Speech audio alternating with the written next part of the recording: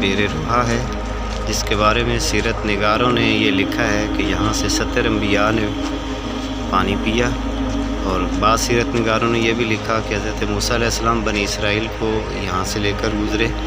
نبی کریم صلی اللہ علیہ وسلم جب بھی عمرہ کرنے کے لیے تشریف لے کے جاتے تو یہاں پر قیام بھی کرتے، اسی بیر روحا سے ہی پانی آپ استعمال فرمایا کرتے تھے۔ روحا اس کو اس لیے کہتے ہیں کہ یہاں پر لوگ استراحت کیا کرتے تھے، اور حضور علیہ الصلوۃ والسلام نے بھی یہاں پر آرام فرمایا۔ اللہ وبرکاتہ۔ اسے بیر شفا کہتے ہیں، جس کے بارے میں سیرت نگاروں نے یہ لکھا ہے کہ اس کنویں کے اندر رسالت مآب صلی اللہ علیہ وسلم کا لعاب دہن شامل ہے۔ یہ کنواں بھی مدینہ سے بدر کے راستے کے اندر موجود ہے۔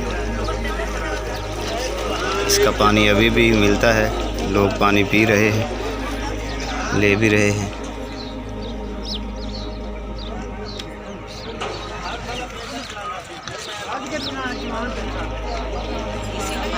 رحمۃ اللہ وبرکاتہ۔ یہ میدان بدر ہے جہاں پر غزوہ بدر ہوئی 2 ہجری 17 رمضان کو۔